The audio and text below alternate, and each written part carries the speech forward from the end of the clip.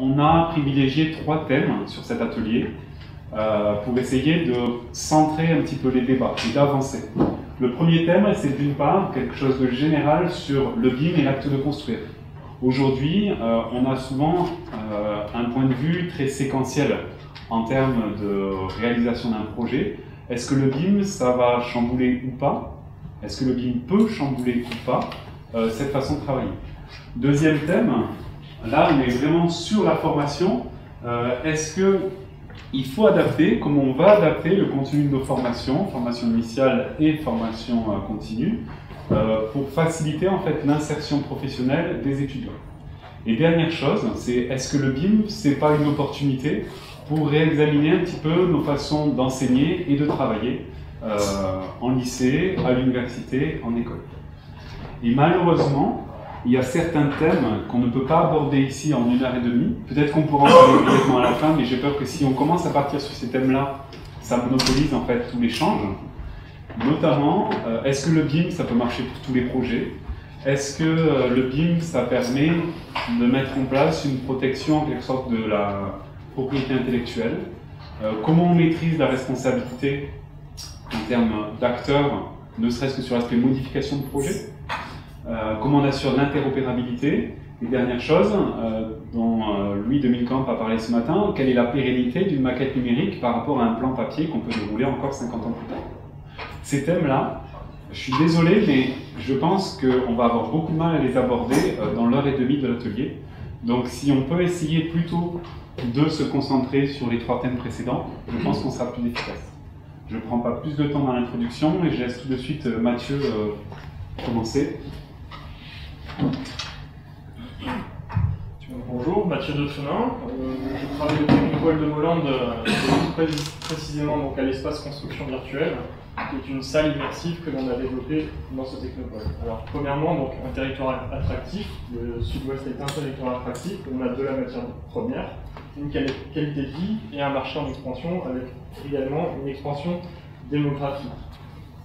En plus de ce territoire, il nous faut donc un pôle d'accueil, c'est ce qu'est de Mollande, donc qui est un pôle d'accueil pépinière et hôtel d'entreprise pour accueillir justement les entreprises sur le thème de la construction et de la construction numérique.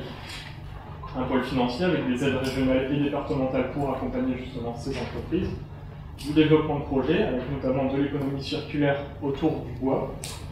Un pôle technologique que l'on a mis en place pour justement sensibiliser, accompagner, former les entreprises sur le BIM, sur les thématiques numériques. Et un pôle entreprise, un cluster d'entreprise qui est le réseau clé, qui rassemble justement les différentes entreprises, je dirais, de la région landaise et Pays Basque sur l'éco-construction. Alors en plus, il nous faut détecter donc des projets innovants. Pour cela, donc, nous avons créé le concours national de création d'entreprises start-up innovantes dans le domaine de l'éco-construction, ce qui nous permet d'avoir une vision donc, globale à l'échelle nationale des projets qui se développent sur cette thématique et également d'avoir un réseau national très intéressant puisque dans le jury font partie donc, les grands acteurs nationaux de la construction. Le résultat, c'est aujourd'hui donc plus de 20 entreprises installées. On en est à 24 et 50 emplois sur le site de Mollande avec 50 millions d'euros de chiffre d'affaires cumulé. Notre mission, c'est de favoriser le développement économique et technologique des entreprises de la filière bâtiment avec 2 thématiques, 2 axes principaux, le développement durable et numérique. Voilà, avec à disposition de ces acteurs donc, de l'expertise, de l'expérience, des infrastructures, des partenariats régionaux et nationaux, un réseau de communication, du accompagnement de leurs projets.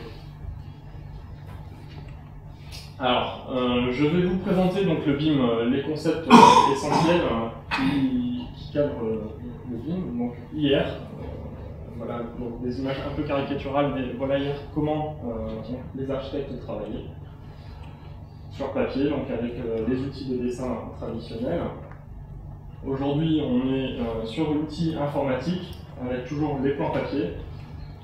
Et on voit que même si les outils ont évolué, cela ne suffit pas, il faut aussi que les manières d'utiliser les outils, les manières d'aborder un projet doivent évoluer également pour que ceci soit abordé et utilisé à bon escient.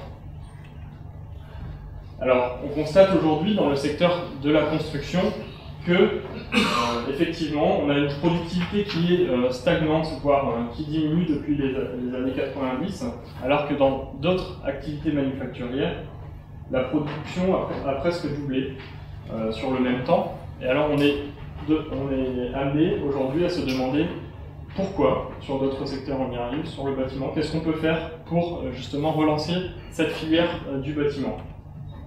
Alors, il y a une solution qui arrive aujourd'hui au niveau international et au niveau national, qui est le BIM, donc, qui vient de l'anglais Building Information Modeling, qui est traduit en français par bâtiment et information modélisée.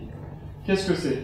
Alors, c'est utiliser les outils informatiques pour créer une maquette numérique, que l'on voit ici, un objet 3D, mais qui n'est justement pas seulement un objet 3D, qui renferme toute l'information sémantique liée à ce modèle 3D, donc les caractéristiques des parois, des matériaux, leurs caractéristiques techniques, acoustiques, thermiques, etc. et toutes les informations que l'on voudra bien rentrer dans le modèle.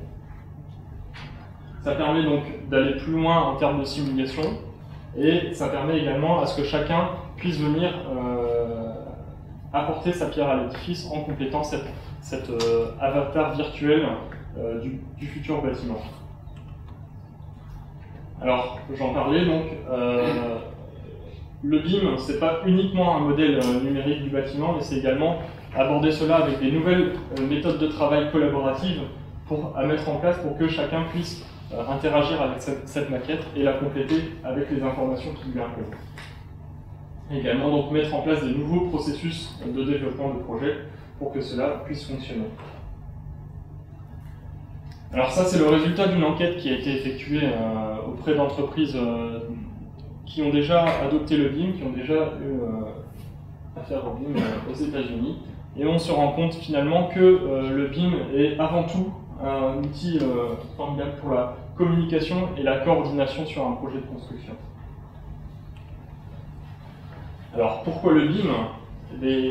Aujourd'hui, si on regarde le processus traditionnel de développement d'un projet de construction, on se rend compte que l'effort est mis sur la construction du bâtiment, avec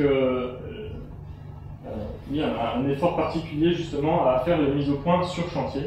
Le BIM se propose de mettre cet effort en amont sur la phase de conception pour que justement après en phase chantier on puisse dérouler et avoir un déroulement du chantier plus facilité. Pourquoi? Parce que le coût du changement, capacité à optimiser les coûts, le coût du changement est plus faible en phase de conception qu'en phase de construction. Effectivement, en se rendant compte d'un problème technique sur un chantier, le coût du changement et de la modification va être plus important que de venir modifier un fichier informatique, des propriétés sur un fichier informatique. Donc travailler avec le BIM, c'est optimiser les coûts, la qualité de construction, en ayant anticipé justement les problèmes qui pourront se poser. Aujourd'hui, la non-qualité sur le secteur du bâtiment est un problème assez important. La fiabilité également de construction, les délais, puisqu'on aura anticipé la majeure partie des problèmes, et également la durabilité, puisque la maquette BIM pourra accompagner également le bâtiment dans sa vie et dans son utilisation. Alors, la maquette numérique ouvre également vers de nouveaux horizons, le big data, l'impression 3D, les premiers bâtiments imprimés en 3D ont aujourd'hui vu le jour, et également donc la robotique.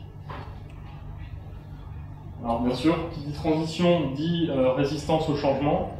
Notre mission aujourd'hui est de rendre accessibles ces nouveaux outils, ces nouvelles méthodes, et simplifier, montrer la pertinence de cette démarche BIM pour qu'elle soit admise et utilisée dans les projets. Alors, le BIM permet beaucoup de choses, que l'on verra juste après. C'est un processus, c'est une démarche.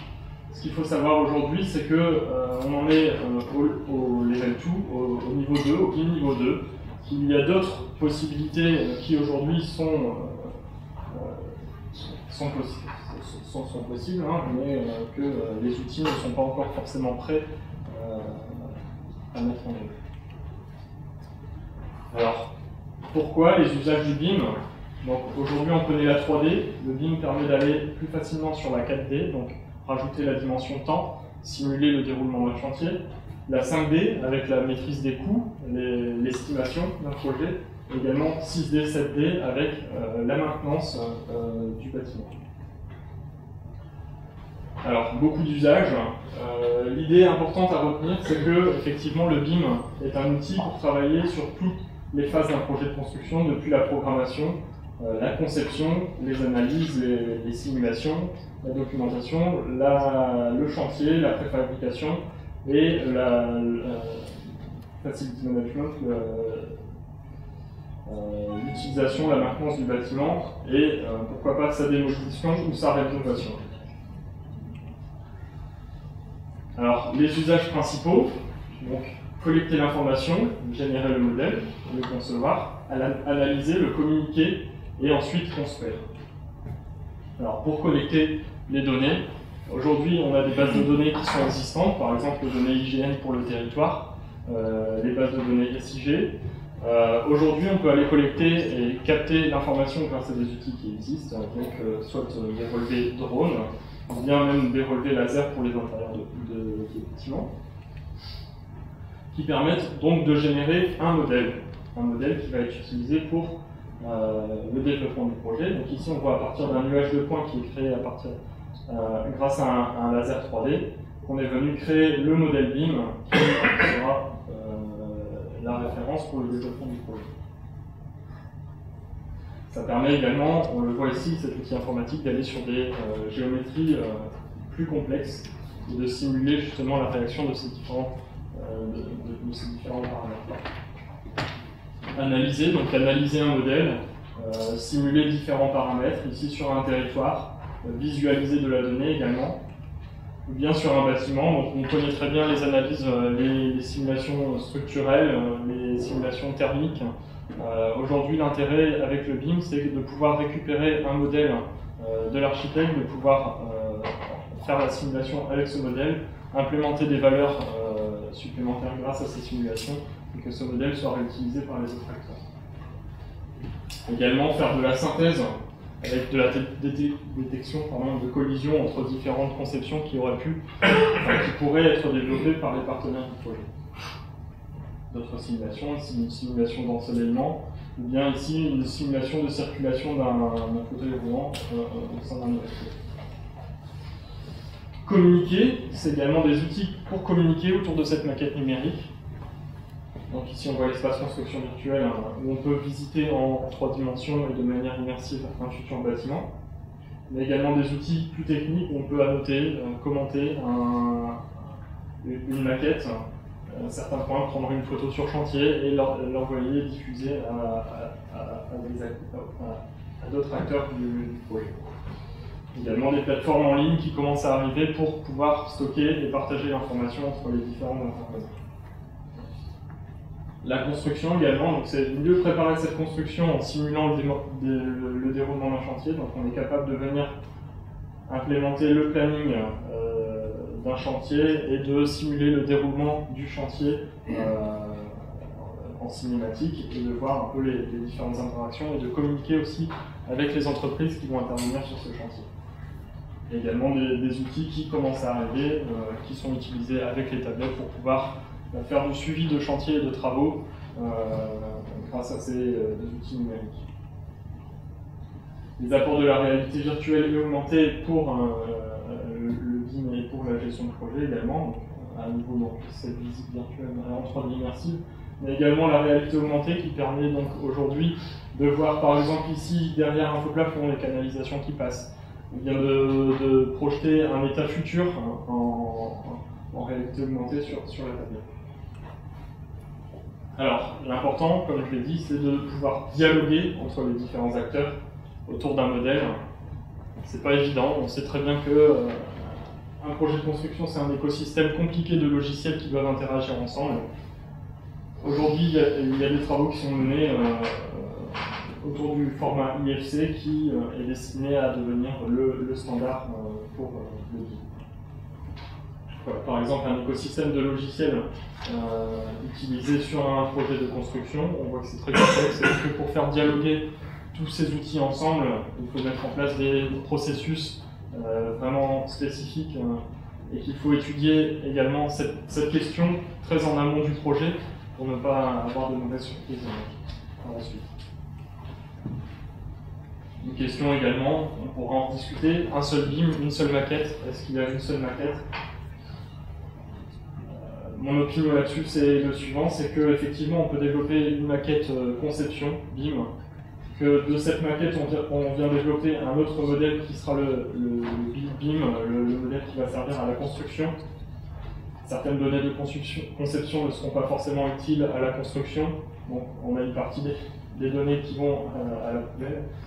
Et voilà, à partir de ce modèle de construction, on vient également refaire un filtre sur les données et en mettre d'autres qui permettront de faire de la maintenance et de l'utilisation de ces outils numériques pour le bâtiment. Alors, le contexte en France, un plan de transition numérique qui est en cours avec l'année dernière donc, la nomination d'un ambassadeur du numérique dans le bâtiment, M. Bertrand Delcambre. En décembre, M. Bertrand Delcambre donc, a remis son rapport mission numérique bâtiment à Mme Sylvia Pinel et annonce d'un plan de transition numérique avec 20 millions d'euros dédiés à ce plan. En mars 2015 s'est tenu le BIM World à Paris où la ministre Sylvia Pinel a dévoilé donc, la feuille de route opérationnelle du plan national avec 4 axes de travail et les premières échéances, et un objectif qui est en 2017 l'utilisation obligatoire du BIM sur les marchés publics d'État. Donc les 4 axes du plan de transition, très rapidement, donc convaincre et donner envie aux acteurs de s'approprier l'outil numérique, accompagner ces acteurs dans leur montée en compétences, développer ces outils numériques, et également développer un écosystème de confiance autour de la maquette numérique et du BIM. À court terme, donc, ça passe par la création d'un portail du numérique avant le 30 juin 2015, le lancement d'un réseau d'initiatives locales dont Domoland fait partie, et l'ouverture d'un groupe de travail maîtrise d'ouvrage et BIM. À l'échéance plus lointaine, donc e-learning et MOOC, donc cours en ligne pour pouvoir aborder ces sujets, la création de kits BIM. Ne me demandez pas ce que seront ces kits BIM, je n'ai pas la réponse aujourd'hui. Numérisation de l'existant et numérisation des processus tels que le permis de construire numérique 2.0. Et voilà, le numérique a suivi dans ce domaine de la. Voilà, pour terminer donc sur l'espace construction virtuelle, qui est un outil hardware, mais où sont également disponibles les outils software pour venir utiliser le BIM. Donc, on a mis en place donc, cette salle où on retrouve un espace de coworking où les différents acteurs d'un projet peuvent venir se connecter avec leurs données, les partager et les visualiser sur un écran géant. Un espace ici de présentation, un espace immersif, comme je vous l'ai dit tout à l'heure, pour faire de la visite virtuelle de bâtiments en immersion, mais également aller sur des applications de Serious Game. Et là, vous, on le voit, donc un espace d'interaction tactile, un écran tactile sur lequel on peut interagir avec la maquette numérique de manière très intuitive. Voilà, les différentes actions qu'on a déjà lancées aujourd'hui, autour de 5 grands axes, donc l'immersion, la conception, la préconstruction, la formation et la R&D. Le soutien de Domoland. Et on peut se poser la question, que sera l'espace construction virtuelle de demain? À méditer. Voilà, merci pour votre attention.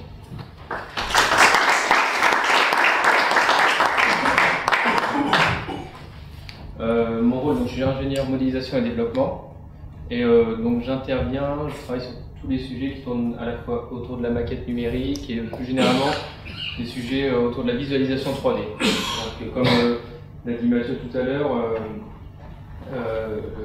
une maquette, le processus BIM, c'est une maquette qui contient une partie géométrique, géométrie 3D, mais associée à une base de données d'information.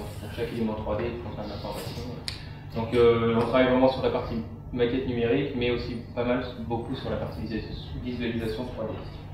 Donc je vais vous présenter assez rapidement un petit peu les démarches qu'on a faites à ce jour, donc sur des projets locaux. Voilà. Donc le projet que vous pouvez voir ici, c'est projet là vous voyez le chantier de réalisation de la Cité des civilisations du vin, qui est situé sur Bordeaux. Donc on peut voir la maquette numérique qui a été développée dès la phase d'étude et qui a été maintenue pendant toute la réalisation pendant la réalisation du chantier. Donc c'est une maquette par contre qui ne prend en compte que la partie dont le groupement avait la charge, c'est-à-dire la partie bloc couvert, gros œuvre et enveloppe du bâtiment.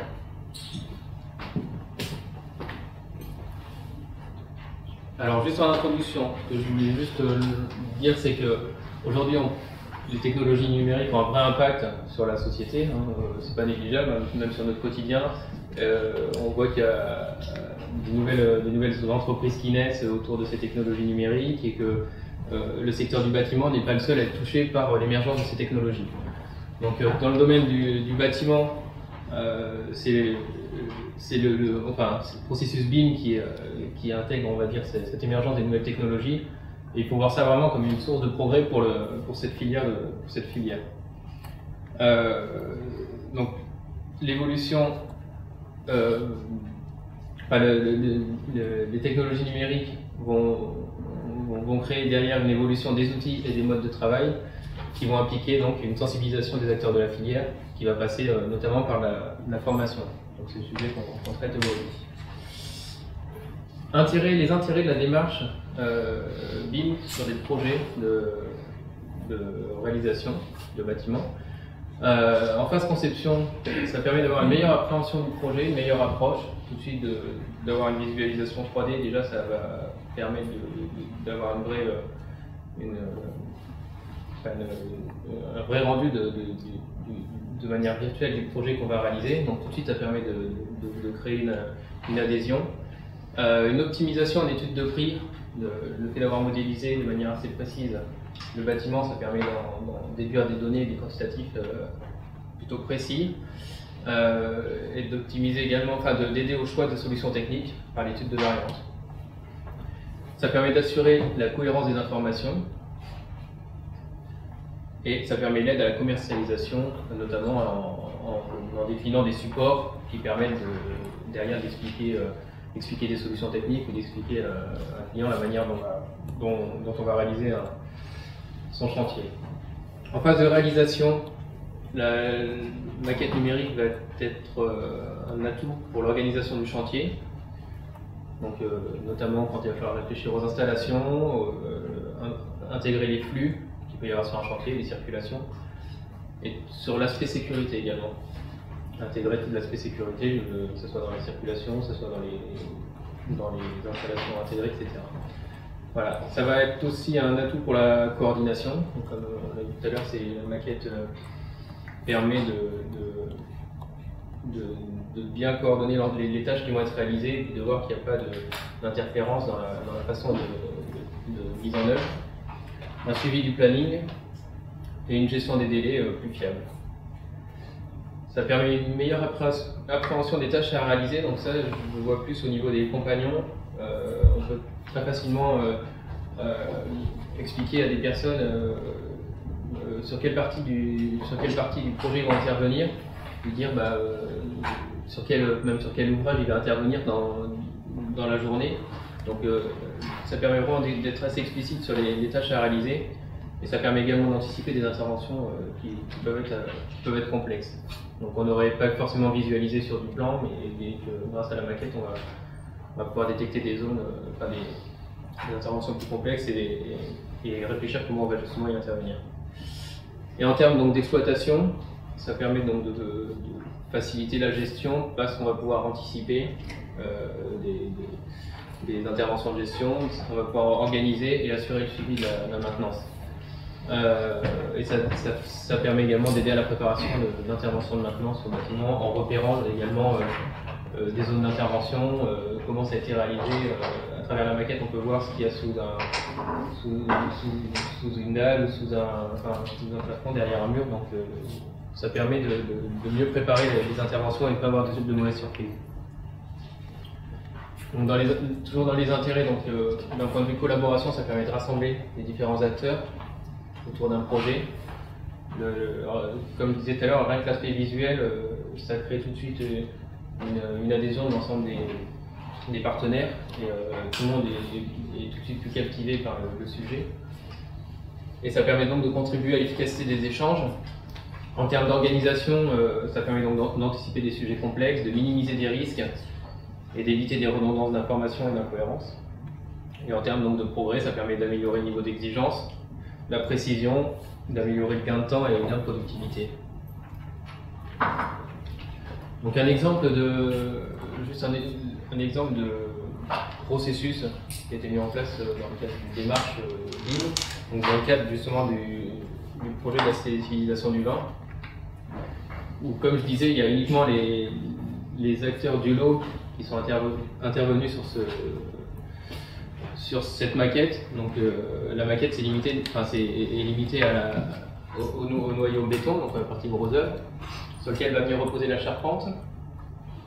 Et puis la partie vêture qui est constituée à la fois de panneaux en verre et de panneaux métalliques. Sachant que pour l'ensemble des éléments de fixation ont été modélisés pour ces différents éléments, que ce soit pour les éléments de fixation des arcs et les éléments de fixation des panneaux. Donc tout à l'heure Mathieu a rapidement parlé de 3 niveaux de BIM. Ce processus-là, on peut dire qu'il est dans le niveau 2, où en fait on travaille, chaque partenaire travaille séparément sur son modèle. Il y a une partie de compilation, et donc de compilation on vient grouper les modèles, on repartage le modèle qui a été compilé, et derrière on va organiser une réunion où on va discuter des incohérences et puis de choix techniques. De réunion dans laquelle va découler un compte rendu, et derrière chaque partie prenante va rajouter son modèle. Donc il y a un cycle comme ça qui permet de mettre à jour le modèle. On avait défini 8 échelons pendant la phase chantier, et du coup ça permettait de suivre comme ça. Donc là on est au niveau 2, le niveau 3 ce serait d'avoir vraiment une intervention sur un modèle unique en temps réel. Donc là voilà, on n'est pas encore là où chacun intervient directement sur un modèle et qu'il y a une mise à jour du modèle qui c'est vraiment en temps réel. Dans les autres exemples que je voulais vous montrer, c'était juste, donc là c'est la partie précédente, c'est vraiment une partie maquette numérique. Là c'est plus des exemples sur la visualisation, donc l'explication de mode opératoire ou de phasage. Là en l'occurrence on avait réalisé un ensemble de slides sur un mode opératoire pour réaliser une résie béton en façade, donc une résie qui est structurelle. Donc on avait intégré un maximum d'éléments de réalisation et de sécurité pour vraiment... c'est une manière de se représenter la scène virtuellement qui permet de voir qu'on a bien pensé à tout pour la réalisation la réalisation de cet ouvrage. Donc pour suivre, là c'était... pour passer sur des choses un peu différentes, là c'était un phasage qu'on avait inséré dans Google Earth. Donc là c'était pareil pour voir un phasage dans l'environnement, voir visualiser en fait les zones impactées au niveau des circulations. Et en fait on avait réalisé différentes phases du chantier et on pouvait afficher ces différentes phases successivement, ce qui permettait de voir l'évolution du chantier virtuellement et toujours pareil d'anticiper ou de communiquer par exemple avec les collectivités pour leur dire ben voilà comment à tel stade le chantier comment se passera le chantier et quels seront les impacts au niveau des circulations. Voilà. Là, un autre exemple de phasage, où en fait c'est une vinothèque enterrée qui a été réalisée dans un château bordelais. Et on avait en fait décliné un phasage comme c'est un ouvrage qui est linéaire et répétitif, on avait décliné sur la longueur les différentes phases de réalisation du projet. Donc là ça permettait, c'est vraiment un document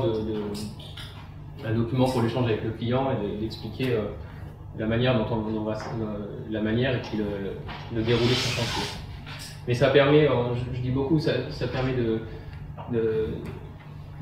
faciliter l'échange avec le client, mais ça permet aussi aux équipes en études, que ce soit aux équipes méthodes, enfin, toutes les équipes qui travaillent en études, de vérifier quelque part qu'ils ont bien pensé à tout et qu'ils ont intégré plusieurs éléments, quoi. Donc il y a une logique dans le déroulement du chantier. Voilà. Et le dernier exemple que je voulais vous présenter, ça c'est une application qu'on a développée. Donc là c'est vraiment une application en temps réel où on a intégré une phase temps, donc il y a toujours une notion de phasage. On va intervenir sur le temps à l'aide du curseur qu'on voit en bas et on va pouvoir dérouler le chantier, donc se mettre à n'importe quelle phase du chantier et visualiser le chantier sous n'importe quel angle. En fait, c'est une application vraiment en temps réel où on navigue autour du chantier et on a une notion de temps, puis après on a un ensemble de fonctionnalités qui permettent notamment d'afficher des photos, des visuels, des choses comme ça. Donc ça c'était en phase d'étude. Donc il y a une application qu'on a utilisée beaucoup aussi avec dans l'échange avec les clients.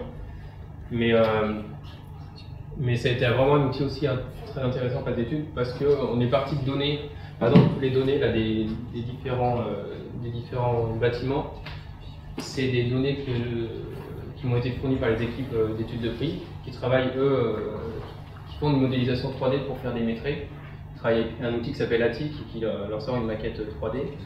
Moi j'ai récupéré leur maquette que j'ai redécoupée pour faire le phasage et après j'ai travaillé avec les équipes en méthode. Donc, qui vont définir le plan d'installation de chantier, les installations et puis tout le planning. Et en fait, on va intégrer l'ensemble de ces informations et puis réaliser ce support qui permet toujours aussi de vérifier qu'il y a une logique dans l'enchaînement des étapes, etc. Et qu'il y a une logique dans le planning. Voilà, donc après ces présentations, j'ai fait un petit listing des compétences qui me sont venues un peu comme ça en tête. Des compétences un peu clés qu'il faudrait j'imagine développer dans les formations pour pouvoir développer un peu cette culture BIM au niveau des étudiants puis au niveau des entreprises. Donc déjà une connaissance ce qui me paraît essentiel, c'est une connaissance des logiciels et formats d'échange clés. Alors quand j'ai une connaissance des logiciels, c'est pas maîtriser tous les logiciels, mais c'est de savoir déjà quel logiciel existe sur le marché et qu'est-ce qu'on peut faire avec ces logiciels-là, ou quelles sont un peu les orientations des différents logiciels. Et les formats d'échange, ça permet de connaître les principaux formats d'échange pour justement assurer l'interopérabilité entre les différents outils. Savoir manipuler une maquette numérique, déjà, je pense que c'est assez essentiel de pouvoir naviguer autour d'une maquette et puis décrypter les informations, savoir aller chercher l'information sur une maquette.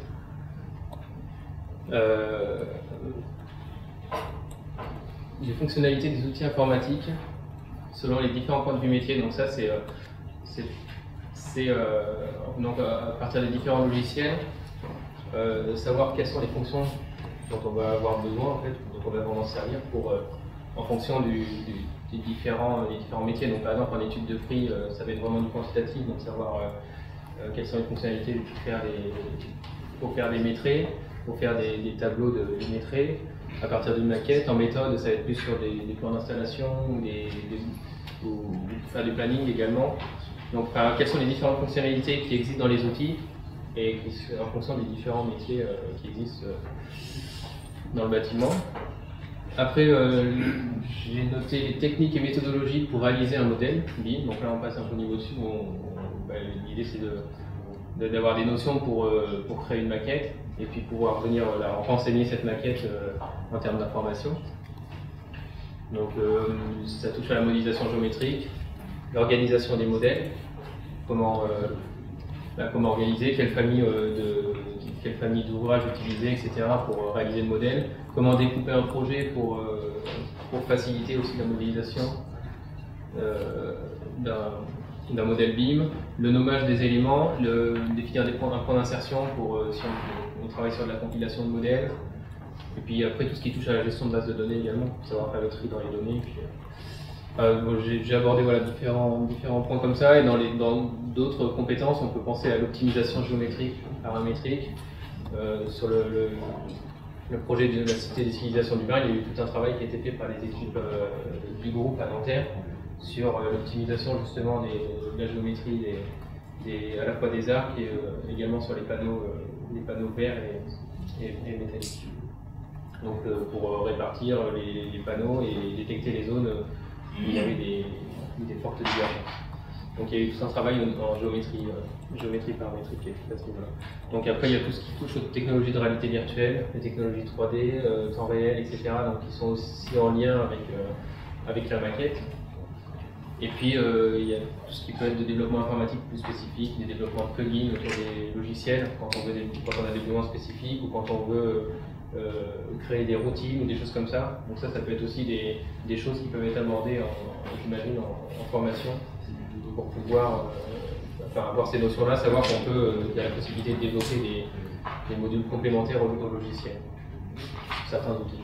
Voilà, et puis après j'ai fait une petite liste de ce qu'on appelle les soft skills.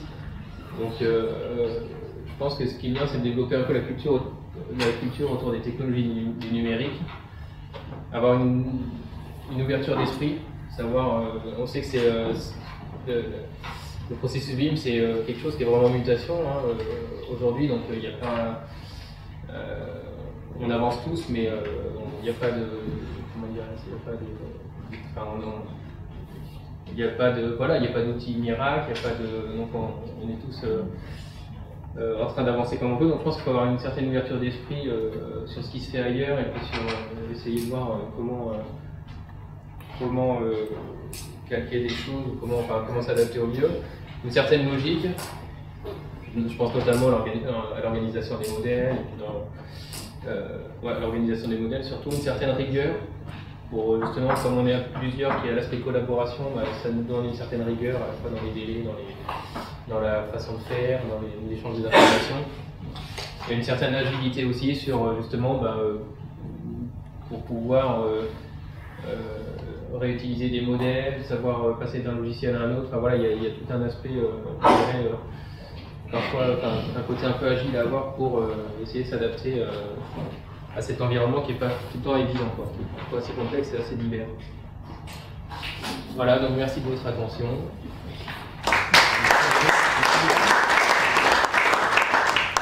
Bon, bonjour à tous. Je vais avoir la lourde mission de gagner du temps parce que mes collègues ont été très intéressants, mais peut-être un peu bas.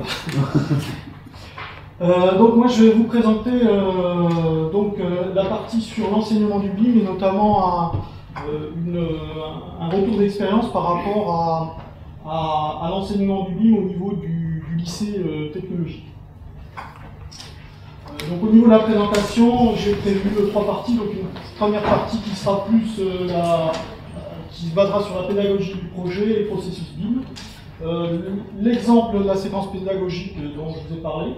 Et puis par la suite, je vais vous parler d'une plateforme nationale Enseigner le BIM qui a été mise en place au niveau de l'éducation nationale suite au séminaire qui a eu lieu à Paris au mois de décembre. Alors au niveau du lycée, on a eu des réformes qui ont été mises en place ces dernières années. Il y a encore des réformes qui sont en train d'être mises en place. J'en parlais avec des collègues à midi. Il y a des BTS qui sont en cours de réforme. Et toutes ces réformes, donc que ce soit au niveau de la seconde, de la STI 2D, donc STI 2D, on est en première terminale, lycée technologique. Donc STI 2D, bien sûr, sciences et technologies industrielles du développement durable. Et au niveau des BTS, donc on a des réformes qui ont été mises en place avec pour, souvent comme axe important de ces réformes, c'est la mise en place de pédagogie par le projet. Alors au niveau des projets, c'est pas tout à fait la même chose. Un projet qu'on va initier en seconde ou qu'on va initier en BTS, on va avoir une démarche un peu différente. Lorsqu'on va être en seconde, on va être plus sur valider une idée. Sur la partie bac, on va être STI 2D, on va être plus sur valider une solution, c'est-à-dire qu'on va développer un projet jusqu'au stade maquettage, où on va peut-être simuler un certain nombre de paramètres au niveau de cette maquette pour pouvoir valider l'idée. Au niveau du BTS, eh bien là on va avoir une démarche de projet plus globale, puisque on va partir de l'idée pour aller jusqu'à solutions techniques et également la mise en œuvre. Donc là, une diapo donc qui est maintenant qui a pour but de vous présenter en gros le lien qu'on peut faire avec le BIM, hein, c'est-à-dire que le BIM, on l'a vu sur les présentations qui m'ont précédé, donc le BIM est vraiment un processus qui suit justement le projet. Donc on va pouvoir utiliser la maquette numérique tout au long des projets. Alors, une chose qui a été peut-être énoncée par les différents intervenants, sur lesquels j'aimerais revenir, c'est qu'au niveau du BIM, on a différents niveaux d'évolution d'une maquette numérique, hein, c'est-à-dire qu'au départ, lorsqu'on est en phase esquisse, on va avoir un niveau de développement 1, et puis à PS, on sera en niveau de développement 2, et ainsi de suite. On arrive jusqu'à la maquette numérique finale, qui est un niveau de développement 6. Alors les acteurs du BIM, bon, vous avez tous compris, je pense qu'il n'y a pas besoin de revenir beaucoup dessus. Hein. Donc les acteurs sont nombreux. Généralement, dans l'idéal, on a une seule maquette BIM. Le travail est forcément collaboratif et on est obligé d'être interopérable. Voilà, donc tous ces éléments montrent qu'en fait, à l'arrivée, le BIM est complètement adapté à la démarche de projet qu'on préconise, nous, au niveau de notre formation. Hein, c'est-à-dire qu'on veut au niveau des projets, le processus projet suive les étapes, que par rapport au processus de projet, on ait une évolution, qu'on puisse simuler, tester, valider, et puis qu'on mette en place des démarches de travail collaboratif. Donc on est pleinement, et donc le BIM est un outil qu'on utilise, qu'on va utiliser, je pense, de plus en plus au niveau de nos séquences pédagogiques. Donc ici, je vais vous présenter une séquence pédagogique en lycée, donc STI 2D. Donc c'est, pour vous expliquer, on est vraiment en première STI 2D. Donc ce sont des étudiants qui n'ont pas beaucoup de pratiques de construction, de génie civil derrière eux. Bon, malgré tout, vous allez voir qu'on est capable de faire des choses assez sympathiques. Donc au niveau du travail, l'objectif de ce projet, c'est concevoir un écoquartier périurbain. Alors, sur ce projet, on a travaillé, alors on parlait de nouvelles un peu méthodes d'enseignement. Là, on s'est lancé. C'est-à-dire que non seulement on a mis en place une démarche de projet, mais on a également eu pour idée de pratiquer cette démarche de projet sous une forme de jeune rôle. Donc on a 3 phases. Une première phase où on va concevoir donc, le projet, hein, donc je rappelle c'est un écoquartier, donc où on va avoir une partie des élèves qui vont jouer le rôle d'architecte, une partie des élèves qui seront plutôt ingénieurs environnement, une partie des élèves qui seront ingénieurs énergie. Ça c'est la première phase, donc ils vont concevoir une maquette numérique. Et puis par la suite, on va simuler une revue de projet où on va retrouver les architectes et les ingénieurs, mais on aura également d'autres personnes qui vont venir critiquer le projet. Et puis une troisième phase où là, on va, par rapport à la revue de projet, eh bien, on va valider, modifier ou éventuellement demander une reconception du projet. Voilà. Alors, assez rapidement, bon, il faut bien comprendre, parce que vous allez voir, on est vraiment sur des maquettes numériques très, très simplistes, hein, puisqu'on va travailler avec des blocs. On est très en amont du projet, hein, là on est en phase esquisse APS. On travaille sur, donc là on travaille sur un projet local, hein, moi je suis au lycée à Saint-Paul-les-Dax, donc on travaille sur un écoquartier, donc c'est un véritable projet qui est situé au sud de Dax, donc qui est sur une zone périurbaine de type résidentiel. Donc on a toutes les commodités du centre-ville, on a les transports, on a les écoles, etc. Alors une autre caractéristique du projet qui est intéressante, c'est qu'on a un collecteur d'eau usée qui passe à proximité avec un débit important, et en fait ce collecteur vient récupérer les eaux grises des établissements thermaux, et on se rend compte qu'au niveau des températures de ces eaux grises, eh bien, on a des températures qui sont relativement élevées. En hiver, on est à peu près aux alentours de 17-18 degrés, et en été, on a des eaux grises qui sont aux environs de 25-27 degrés. Alors ensuite, on prend également donc, en compte le cahier des charges, donc bien sûr du maître d'ouvrage. Et donc là, à partir de ces éléments, les élèves viennent modéliser. Donc ici, au niveau de la modélisation, donc là on est sur un travail de l'équipe architecte. Donc l'équipe architecte a défini le tracé des réseaux routiers, les parkings, et puis également tous les bâtiments. Donc au niveau du cahier des charges, le maître d'ouvrage avait besoin de réclamer une typologie de logements variée. Donc on a des maisons individuelles, des maisons en bande, des collectifs R+2 isolés, collectifs etc. Voilà. La deuxième équipe, c'est l'équipe environnement. Donc eux ont récupéré la maquette numérique de l'équipe architecte et ils sont venus, ils ont étudié un certain nombre de points, les espaces verts, les pointeries, ils ont réfléchi à la gestion des eaux pluviales et également prévu un certain nombre d'éléments qui introduisent ce qu'on appelle du lien social au niveau des écoquartiers, c'est-à-dire des jardins familiaux, des places, etc. Troisième équipe, c'est l'équipe énergie. Bon alors nous, moi je travaille sur une section STI2D à option architecture et construction, donc on n'est pas super fort en énergie. Mais bon, ce qu'on a compris, c'est qu'on avait un collecteur avec des eaux relativement chaudes qui allait nous permettre de récupérer de l'énergie. Donc l'idée, c'est de dire, ben, on va imaginer qu'on va installer un réseau de chaleur donc ici, on va récupérer bien sûr donc, la chaleur au niveau du chaufferie, notamment avec des pompes à chaleur, et on va redistribuer. Ici, on va créer un réseau de chaleur à l'intérieur de l'écoquartier. Donc ça, c'est un travail au niveau de l'équipe énergie. Alors, donc là, on était sur la fonction BIM pour concevoir. Là maintenant, on a utilisé le BIM pour mesurer, simuler. Hein, donc chaque équipe a fait un certain nombre de mesures et de simulations. Donc on travaille depuis le début, là je vous ai montré, c'est du travail SketchUp. Donc SketchUp, c'est pas vraiment un logiciel BIM, mais enfin bon, on arrive quand même à faire un certain nombre de choses avec. On peut extraire des surfaces de plancher par exemple, hein, ce qui permet de chiffrer le projet par le biais de ratios. SketchUp permet également de faire des simulations d'ensoleillement. Donc ça permet de valider l'orientation des façades, de voir des effets de masse qu'on peut avoir entre bâtiments. Donc ça c'est l'équipe architecte.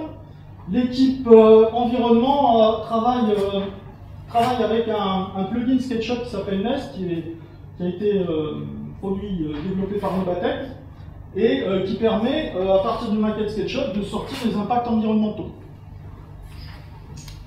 L'équipe énergie eh bien, a utilisé alors là on n'est plus sur un plugin SketchUp, mais on est sur un logiciel spécifique qui s'appelle Archivisa, qui permet d'importer des maquettes SketchUp et de faire des simulations énergétiques. Donc on a pu par exemple évaluer les besoins en énergie de notre écoquartier. Voilà. Donc ça c'est la phase conception. Ensuite nous allons jouer la phase revue de projet. Alors on a la chance d'être pas très loin de Domoland et de Mathieu Defenin. Et donc on a pu, grâce à leur contact qu'on a eu avec eux, bien de réaliser notre revue de projet sur l'espace de construction virtuelle. Donc avec des élèves qui jouaient le rôle de maître d'ouvrage, d'autres de maître d'œuvre, les bureaux techniques, etc. Et suite à cette revue de projet, eh bien, on a modifié le projet. Alors, pardon, on a quand même pu faire une visite virtuelle immersive.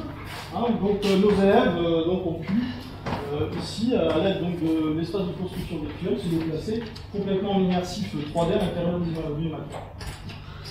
Voilà, donc là, une fois qu'on avait fini notre revue de projet, donc on est retourné en classe et les élèves ont développé un niveau 2 de maquette BIM, où cette fois-ci, on n'est plus que sur des blocs, on a quand même rajouté des façades, des textures, des ouvertures. À l'intérieur, on n'est rien dessiné pour le moment, hein, on ajoute des blocs creux. Hein. Ça viendra après quand on développera sur la maquette BIM sur des niveaux suivants. Voilà. Alors, au niveau de notre établissement, on travaille également sur on utilise aussi le BIM pour communiquer. Donc on a appris nos élèves, avec nos élèves on arrive à faire de la réalité augmentée, On a la chance d'avoir une imprimante 3D, donc l'idée c'est d'imprimer les bâtiments en 3D, hein, donc pour avoir une maquette de l'écoquartier. Et puis on est même équipé sur un casque de réalité virtuelle, hein, qui nous permet de faire une visite virtuelle de l'écoquartier en immersif. Alors, quelques mots pour finir sur la plateforme nationale pour enseigner les processus BIM. Donc ça, c'est une plateforme nationale qui a été mise en place donc depuis le début d'année. Rapidement, donc cette plateforme nationale est pilotée notamment par Cédric Banowski, donc qui est un hyper de Nantes. Qui a mis en place des groupes de travail. Donc on a à peu près une soixantaine d'enseignants à travailler sur cette plateforme. On est regroupé par équipe à peu près d'une dizaine. Vous voyez ici donc un groupe de travail dont je fais partie là. Donc moi je travaille sur la conception architecturale. Vous voyez ici au niveau sur les adresses académiques qui permettent de savoir l'origine de nos collègues. On a Clermont-Ferrand, Montpellier, Reims, Nantes, Bordeaux, Dijon, Strasbourg, Nancy, Metz, etc. Vous voyez, vraiment, c'est un maillage quand même assez général sur la France. Et donc, nous travaillons ensemble. Donc, qu'est-ce que nous faisons? Nous partageons des maquettes BIM que nous avons déjà, des activités pédagogiques que nous avons également. Et puis, tout ça amène de la discussion. Donc, nous avons un forum de discussion. Alors, l'objectif, c'est pas seulement que nous faire discuter, c'est également nous faire produire. Et donc, nous avons un cahier des charges pédagogiques. Et par rapport à ça, nous sommes en cours de production d'activités donc autour du BIM. Actuellement, nous avons à peu près 30 activités séquences pédagogiques BIM qui sont en cours de développement au niveau de cette plateforme. Merci pour votre attention. Merci beaucoup, Jean-Louis. Donc, comment enseigner le BIM en formation d'ingénieur BTP? L'ISA BTP, deux mots, formation d'ingénieur appliquée au BTP en 5 ans, qui a aujourd'hui 20 ans. La première promotion est sortie en 2001, donc à peu près 600 diplômés sur le marché du travail. Et élément de contexte important pour nous, on a une recommandation de la commission des titres d'ingénieur, donc l'autorité qui nous autorise à délivrer le titre d'ingénieur, c'est poursuivre la réduction du nombre d'heures encadrées. Et là-dessus, il faut qu'on imagine comment enseigner des matières supplémentaires. Ce qui se fait actuellement sur le BIM, c'est un module en 4e année de gestion de projet et d'initiation au BIM. Donc c'est à la fois des cours et à la fois une ou deux séances de TP sur des logiciels tels que Revit ou Tekla. C'est des visites qui sont orientées BIM. Par exemple, on était allé visiter l'ASLE des civilisations et du vin à Bordeaux. On avait également emmené les 4e année à l'espace construction virtuelle de Moulins, donc pour essayer de leur faire de la culture sur ces outils numériques. Et puis, au niveau de l'équipe enseignante, c'est plusieurs personnes qui sont impliquées dans les groupes nationaux, que ce soit le projet Mind avec notamment les journées du BIM, que ce soit les séminaires qui sont proposés par l'éducation nationale, tel que celui qui s'est tenu début décembre à Paris, ou le groupe de travail numérique du pôle Créal, un cluster d'entreprise. Pourquoi aujourd'hui on souhaite aller plus loin? D'une part parce qu'à l'ISA BTP, en fait, on est sur un campus qui s'appelle les Landes de Jusan, qui vise à développer l'éco-construction et notamment en travaillant sur le numérique. On est également en lien avec le cluster Escalorica, qui est implanté à 5 km à peine de l'école. Et on est également à quelques kilomètres à peine des usines d'assaut, qui pourraient nous donner des idées pour continuer à faire évoluer notre formation dans cette direction. On est également fréquemment questionné par des entreprises sur le BIM, qu'est-ce que c'est, qu'est-ce qu'on peut en faire, qu'est-ce qu'il faut en penser. Et puis on a une équipe pédagogique qui est relativement complémentaire et dynamique sur l'aspect BIM. Par exemple, Hélène Carré qui est partie et vice-présidente déléguée au patrimoine à l'Université de Pau et des Pays de la Dour, donc elle a vraiment une approche de maître d'ouvrage. On a Dominique Lefebvre qui est directeur du cluster Escalorica, donc qui lui est impliqué sur des démarches telles que le scan to BIM, comment on fait à partir de la numérisation d'un bâtiment existant pour bâtir une maquette numérique et l'enrichir en information. On a aussi conscience que pour notre formation, l'ISA BTP, le BIM, ça représente des risques qui ne sont pas négligeables. D'une part, l'absence aujourd'hui de référentiel de formation, ça veut dire qu'il faut l'imaginer, quitte à se tromper. C'est certain qu'on va se tromper, il va falloir réajuster. D'autre part, une offre en logiciel qui est très vaste. Donc par exemple, si on fait le choix de partir sur un logiciel comme Rivier, c'est un investissement en termes de licence, en termes de matériel et également en termes d'heures pour former les étudiants. Si on s'aperçoit au final que ce n'est pas le logiciel qui est le plus adapté à ce que l'on doit en faire, c'est une perte. Donc ça veut dire qu'en amont, il faut bien réfléchir en fait, à l'outil que l'on va utiliser pour l'objectif pédagogique que l'on a. Et le dernier risque que l'on a, c'est ces outils-là, ces logiciels-là, est-ce qu'ils ne risquent pas de masquer en fait l'objectif pédagogique qu'on a en formation initiale, à savoir concevoir une structure, c'est pas juste appuyer sur des boutons, c'est quand même le résultat d'une réflexion scientifique en amont. Donc, pour cela, on a bâti un projet, donc 2015-2018, donc les 3 années à venir. Une première partie, formation initiale. Et les objectifs de ce projet sur la formation initiale, c'est en 2 termes, je vais dire, éviter la rupture, et d'autre part, anticiper les évolutions. Éviter la rupture au sens, le BIM, c'est qu'un outil de plus. C'est pas une révolution, c'est plutôt une évolution. Donc, des enseignements tels que, par exemple, le dessin ou la DAO, on ne va pas les laisser de côté. Aujourd'hui, l'enseignement d'AutoCAD, ou le fait de savoir dessiner une coupe, c'est quelque chose qui nous semble indispensable. C'est pas parce qu'on a des logiciels qui savent le faire de façon automatique qu'il faut enlever ces concepts-là de notre formation. Et d'autre part, la pédagogie par projet, jusqu'à la formation de Bac+3, c'est des choses qu'on peut faire même sans utiliser les logiciels BIM, qu'on peut faire avec des processus simples, même pour montrer aux étudiants que l'on a les limites de la démarche actuelle. C'est compliqué de travailler à plusieurs sur un même fichier, c'est compliqué d'arriver à comparer un plan d'architecte et un plan de structure. Il faut s'apercevoir que par exemple un poteau, il tombe à un endroit où l'architecte ne veut pas qu'il tombe. Et sur la partie anticiper les évolutions, d'une part, le projet de 4e année, donc là on est en Bac+4, donc c'est les 3 semaines qui finissent l'année du Bac+4. On va mettre à disposition des étudiants des ressources en ligne pour qu'ils puissent se former en autonomie. Là, je reviens sur la recommandation de la CTI, ne pas faire exploser le nombre d'heures. Donc, il faut trouver aussi des dispositifs d'auto-formation. Donc, mettre des ressources en ligne pour que les étudiants puissent, à leur niveau, avec leur facilité avec l'outil logiciel, aller chercher l'information ou l'aide qu'ils ont par rapport au projet qu'ils ont amené. Et deuxième chose, dans le choix des projets que l'on fait, ces projets existent depuis 20 ans, hein, mais dans le choix du sujet que l'on fait et que l'on propose aux étudiants, choisir des sujets qui soient compatibles avec le BIM. C'est-à-dire pas des bâtiments trop compliqués, mais par contre des bâtiments où pour mener le projet à bien, eh bien, il faut vraiment réfléchir d'une façon pluridisciplinaire, transdisciplinaire. Il faut que les étudiants qui par exemple travaillent sur le parcours qui est orienté équipement technique, soient obligés de communiquer avec les étudiants qui travaillent plus sur le parcours bâtiment-structure.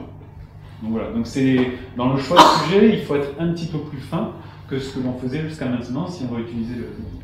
Et l'objectif pour nous, c'est en fait que à la sortie de ce projet-là, les étudiants, ils étaient un petit peu convaincus du fait que le BIM, c'est pas une révolution, c'est juste que, pour dire les choses avec des mots simples, au lieu de dessiner un mur sous forme d'un polyèdre, eh bien, on crée un objet mur auquel on donne des propriétés maçonniques, par exemple un prix, une date de réalisation, des caractéristiques thermiques, des caractéristiques en termes de parement, et que ils aient plaisir à continuer à utiliser ce logiciel-là pour, par exemple, le projet de 5e année et pour leur stage en entreprise. Deuxième chose sur l'anticipation des évolutions, c'est enrichir aussi leur culture générale, et là-dessus, en fait, on s'appuie sur un réseau de partenaires. Doumoulin travaille avec nous, on travaille également avec le lycée Canto, on travaille avec Nobatec, on travaille avec le pôle Créal, parce que chacun a en fait des compétences ou des spécialités, et donc c'est arriver à faire rentrer ces spécialités-là dans notre formation pour que les étudiants puissent les appréhender, connaître les limites, et par la suite, dans la vie professionnelle, mieux choisir telle ou telle technologie. Est-ce qu'on a besoin du scanner 3D pour faire un relevé d'une pièce comme celle-ci? Est-ce qu'on a besoin de sortir un drone ou est-ce qu'il vaut mieux utiliser d'autres dispositifs quand on travaille en extérieur? Et sur l'aspect formation continue, Donc l'objectif, c'est utiliser ce qu'on développe en formation initiale pour que les entreprises et le milieu professionnel puissent en profiter. Donc d'une part, c'est imaginer pour nous en fait des ressources pédagogiques qui soient relativement modulables pour ensuite pouvoir répondre à la demande des entreprises. Si on nous interroge plus sur l'aspect qu'est-ce que le BIM, j'ai envie de dire au niveau essentiel, quels sont les concepts, pouvoir avoir déjà une offre de formation qui soit disponible. Et puis mettre à disposition d'une part une salle de projet BIM qui va être créée dans les mois qui viennent à l'école, donc avec des stations de travail, avec des licences sur différents logiciels, des supports d'études qui ont été éprouvés, donc ça c'est vraiment l'idée mutualisée en fait du dispositif. Et puis une réflexion actuelle sur, ça c'est plutôt à moyen terme, hein, sur un accès à distance de type client-serveur. Ça veut dire que les logiciels BIM qui sont souvent relativement gourmands en termes de ressources, vous pourriez vous connecter à un serveur qui est hébergé à l'école à partir de votre ordinateur portable.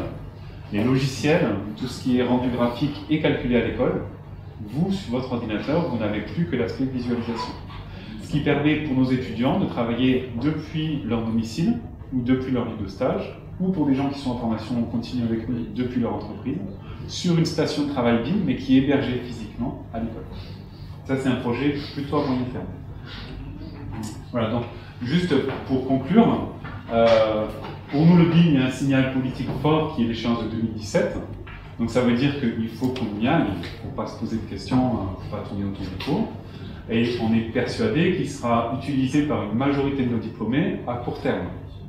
Donc derrière, on doit adapter notre offre de formation en conséquence et on doit veiller également à ce que nos étudiants ne soient pas seulement utilisateurs, mais qu'ils aient un regard critique et qu'ils puissent proposer également des évolutions ou des stratégies.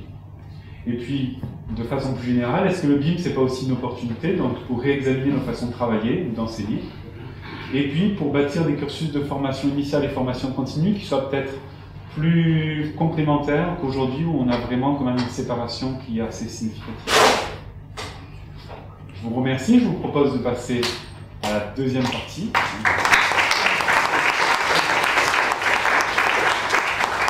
Peut-être que déjà il y a des questions dans la salle. Oui. J'ai une question de détail. Je ne sais plus si c'était le premier ou le premier exposé, je pense. André, je n'ai pas compris parce que vous nous avez montré une façade en disant que c'était un relevé laser et que derrière il y avait une bille. Dans ce cas-là, on n'a qu'une surface, on n'a absolument pas ni de volume ni d'eau. Effectivement, le relevé laser permet de reconstruire un modèle BIM qui doit être reconstruit, qui doit être remodélisé. On retravaille derrière. On retravaille. Fait dans ces rencontres l'an dernier, je crois que le château de Chambord, où il y a du saisie de semi-point pour une façade, ils sont très loin de pouvoir représenter les objets avec ça. Oui, tout à fait. Ça permet une capture géométrique de l'existant qui, dans un second temps, doit être remodélisé, retravaillé pour pouvoir travailler dessus en BIM, effectivement. Ce n'est rien d'autre qu'un nuage de points repéré géométriquement dans l'espace.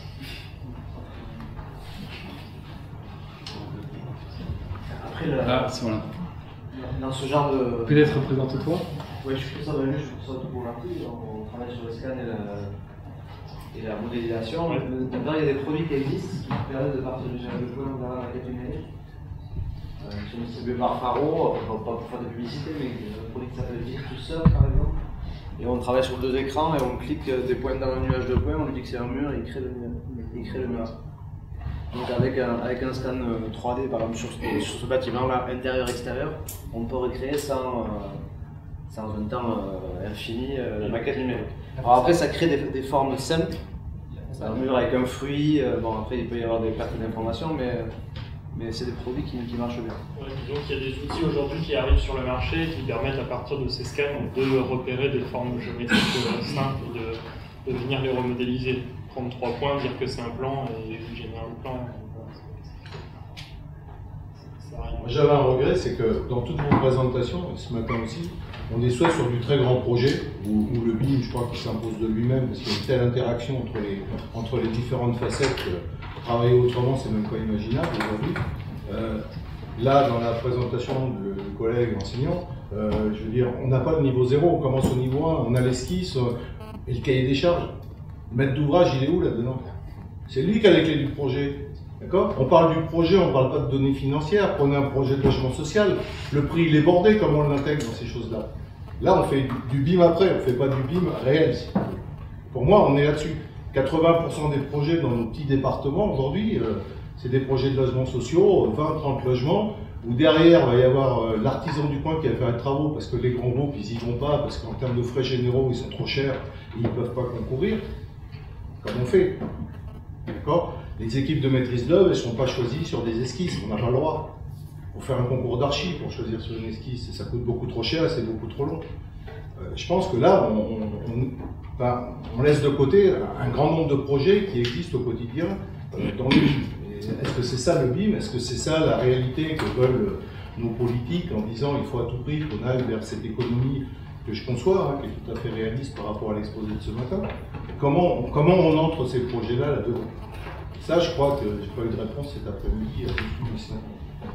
Je ne comprends pas juste votre question, c'est-à-dire avant la phase du concours, quelle est la place? Il n'y a pas de concours.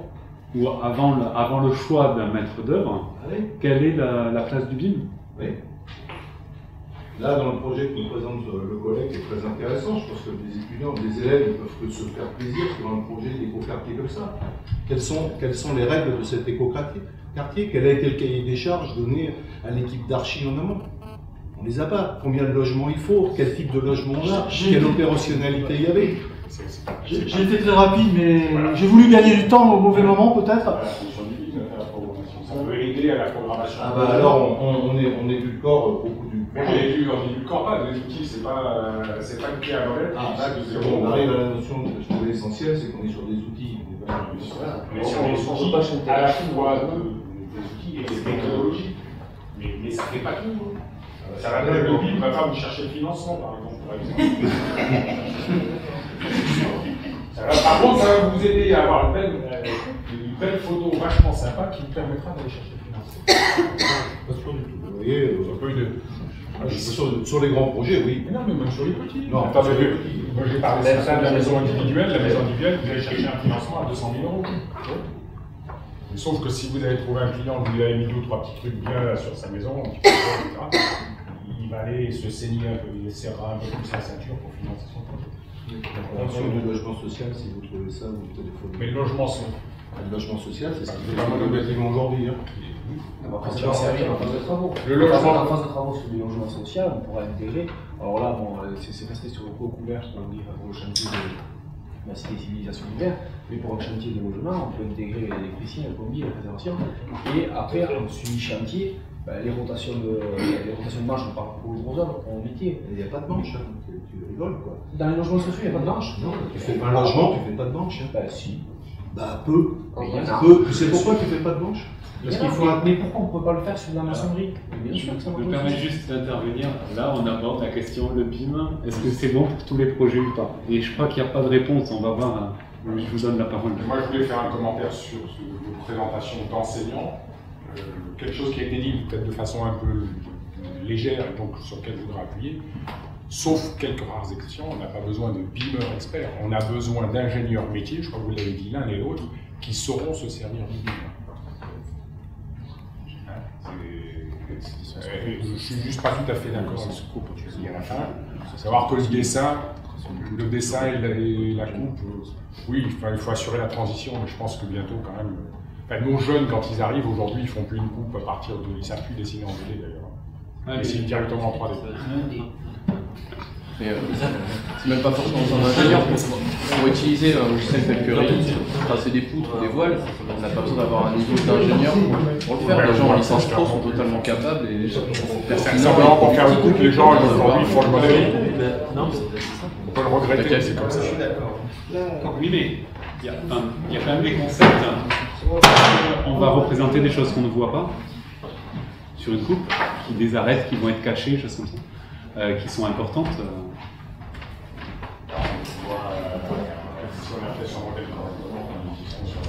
Oui, mais quand on lit la coupe, on lit des informations, c'est pas. Alors je suis d'accord, on peut utiliser le logiciel de BIM pour générer des coupes en cours, pour montrer aux étudiants comment on va les lire. Mais ce que je voulais dire, c'est qu'on n'a pas forcément besoin de sortir un logiciel de BIM pour apprendre le dessin. Par contre, on va pouvoir utiliser des technologies comme du dessin en 3D avec SketchUp ou comme l'imprimante 3D pour ensuite montrer le volume et pouvoir travailler dessus. C'était plus dans cette section-là.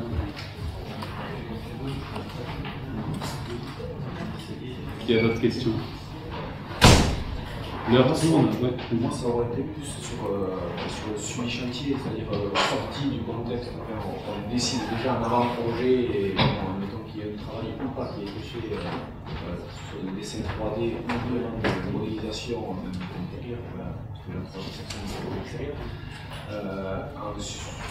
En chantier terrain, les rapports qui sont notamment, est-ce que les grandes entreprises, certes, certaines investissent, mais peut-être que dans certains chantiers, est-ce que c'est adaptable à la question simple d'autres sur des tailles plus réduites ou alors sur certains autres corps d'État, par exemple? Est-ce qu'aujourd'hui, il y a plus des gros œuvres, on va dire, des génies civilistes justement qui travaillent le BIM, ou est-ce que les électriciens, plombiers, on ne peut pas dire plaquistes et caroleurs, ceux qui ont la nécessité à la part de bateau, travaillent dessus? Je me permets juste de dire une course et après l'ancien et puis après l'intervention. Je me laisse l'intervention. Un outil BIM comme Navisworks qui permet justement de voir le phasage du chantier, de faire rentrer la quatrième dimension par rapport à notre vie. C'est une interface à peu près semblable à Project. Si quand tu fais ton suivi de chantier, tu es capable de le faire sur Project, à ce moment-là, tu seras capable de le faire. Il y a le suivi, il y a une chose après, c'est vraiment la réalisation, c'est-à-dire que grossièrement, dès que le plombier électricien fasse, créer les réservations sur le plan du maçon. Directement travailler. Est-ce que vous avez des électriciens, est-ce que vous avez des plombiers qui travaillent en avant-projet justement sur ces projets? Parce qu'aujourd'hui, c'est vrai que c'est encore appliqué, quoi. Enfin, pas bien. Pas beaucoup, ça. Aujourd'hui, les monteurs, c'est les gros, c'est les masses, enfin, c'est les fâches, c'est les systèmes big, on a vu les logos.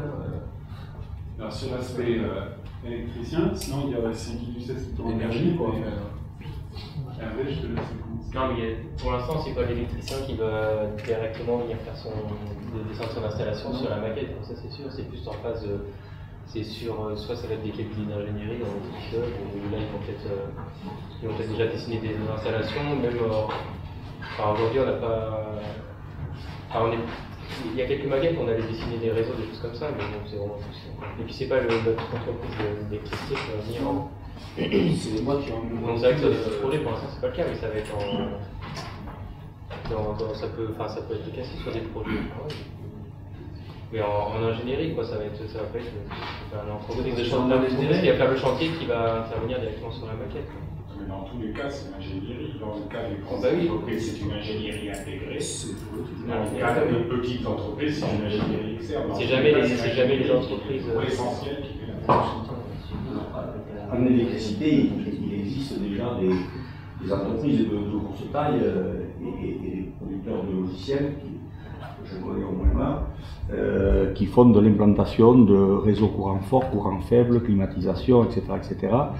Et on parle de bâtiments depuis ce matin, mais il ne faut pas oublier aussi qu'il n'y a pas que le bâtiment pour le BIM. Il y a l'industrie déjà qui est demandeuse, il y a le tertiaire, il y a, moi je sectorise le bâtiment, le tertiaire, industrie, mais aussi les tunnels, tous les ouvrages d'art. Donc, mais c'est le début. Et c'est vrai qu'actuellement on a de par mon expérience locale, quelques PME qui font de l'électricité, du génie thermique ou de l'électricité ou du génie climatique, qui se posent la question comment on va intégrer le BIM et quel va être le choix des logiciels. Là, il y a une demande de plus en plus forte de PME. Pour relier les deux points de vue du monsieur qui vient de partir et puis le vôtre, dans l'une des images que vous avez présentées ce matin, alors je ne pouvais pas tout commenter, il y avait une image, je vous ai dit, c'est un bâtiment très simple. Alors c'est vraiment un bâtiment très simple, c'est 24 logements, et la cible de prix, c'est 30% en dessous du marché. Donc on est en dessous des prix de production et de vente du logement social. Vous avez vu dessus, on a poussé la modélisation jusqu'à définir tous les points de connexion courant, etc. Et la fabrication des pieuvres électriques est entièrement industrialisée à partir du modèle du BIM. Et à terme, probablement, c'est le coffreur qui prendra sa pieuvre et qui la mettra parce qu'elle aura été définie en BIM, fabriquée industriellement et posée par le coffreur en même temps. Et puis le lycée Aruntaziev, ce que vous avez présenté, pour avoir été élu local dans une autre vie récente, quand on parle de logement social, ça effraie tout le monde, hein, y compris le français moyen ou le français très élevé. Et justement, il faut faire de la pédagogie avant d'implanter ces logements sociaux. Donc si vous faites pas des bars, hein, mais des bars rurales, R+1, pour du locatif, après de l'accession sociale à la propriété et du dos libre sur un même plan, mais le maître d'ouvrage, le politique et l'architecte, eh bien, ils ont intérêt à présenter ce que vous avez présenté, c'est-à-dire l'intégration globale d'un projet dans l'environnement existant. Quand on fait les programmes mixtes, comme vous venez de le dire, souvent le logement social il est plutôt d'un standard au plus élevé que la partie privée qui est à côté. Ne confondons pas logement social et niveau rudimentaire des moyens. Voilà. Pour revenir sur les PME, normalement, une des prescriptions de conclusion de la mission de Bertrand Delcambre, c'est qu'il y ait pour d'ici fin 2015 des kits qui soient mis en place pour les PME et les artisans.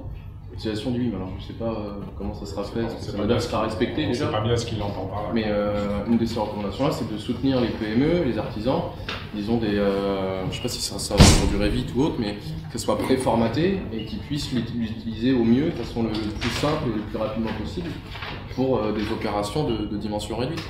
Peut-être que l'État français arrivera à négocier un prix de gros avec Todes, on ne sait jamais. Non, mais en dehors de ça, on ne va pas développer des solutions logicielles, etc. Moi, c'est une des recommandations qui doit être mise en place en plus suite au nouveau comité dans lequel il est présidé. Hein.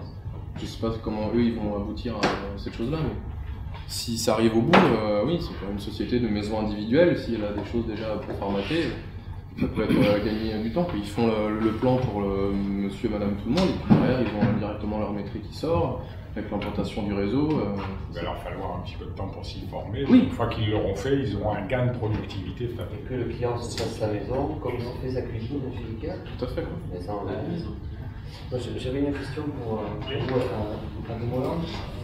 Est-ce que le BIM peut ou pourra interagir entre la norme, la réglementation, qu'elle soit incendie, handicapé, électrique, etc., pour mettre des points d'alerte, je sais pas moi, sur les dimensions, sur les unités de passage, sur les. Est-ce qu'à l'heure actuelle c'est possible? C'est possible, effectivement, il existe des logiciels qui permettent de configurer. Alors il faut programmer justement ces règles dans le logiciel qui. Et ça se fait pas, c'est pas si compliqué que ça. Regardez par exemple Solibri Model Checker permet de configurer des règles qui vont analyser le modèle et sortir des résultats. Attention là, le cercle PMR ne rentre pas, attention là il y a une circulation qui est trop longue, il n'y a pas le nombre d'unités de passage, la barrière de passage est nécessaire. Ça c'est possible, effectivement. Oui, mais pour rebondir aussi sur ce qu'a dit l'extrêmement de justesse et d'extrêmement fort, et je ne sais pas, c'est que le BIM ne va pas remplacer l'ingénieur. Donc, à un moment donné, il a dit qu'il ne fallait pas, abandonner les techniques pédagogiques d'origine, mais après, évidemment, aller vers ce stade du BIM. Moi, je fais du calcul haute tension, basse tension en électricité. Si vous mettez le mauvais piment d'Espelette ou le mauvais sel de Guérande, vous allez engendrer une centrale nucléaire qui va péter, quoi. Voilà. Donc, l'outil informatique ne fait pas tout. Ça ne remplace pas le cerveau humain, les normes en matière d'issue de secours dans les établissements sociaux publics, l'accessibilité aux handicapés. Il faut connaître, évidemment, ces supports normatifs. Moi, j'avais comme arrière pensé la formation derrière, hein, c'est-à-dire que voilà, on donne un modèle tel qu'il est et on demande de faire une vérification, hein, quelle qu'elle soit, hein, électrique, accessibilité, incendie, etc. Et donc avec les connaissances qu'ils ont, et puis derrière avec un outil qui peut les aider à avoir les warnings, quoi. Tout à fait. C'est un peu ce qu'on disait tout à l'heure avec cette image de la coupe qui est générée automatiquement ou que l'on dessine. À partir de là, c'est vrai qu'il faut rester avec un regard critique sur les résultats qui sont donnés par des logiciels. C'est toujours pareil, il faut pas se fier à 100% un calcul de structure qui serait donné. Voilà, faut rester avec un savoir-faire. Et Une dernière question? Ouais. Moi j'aurais juste une question à ceux qui ont mené des maquettes numériques jusqu'à leur terme. Donc là on parle beaucoup de conception, mais une fois qu'il y a des travaux réalisés, il faut donner au maître d'ouvrage la maquette de ce qui a été réalisé. Donc dans la pratique, comment vous faites? Vous êtes revenu scanner ce qui a été réalisé? Comment on fournit la maquette de ce qui a été réalisé? Parce qu'on a prévu de le mettre là, puis le jour J, c'est jamais peut-être au bon endroit.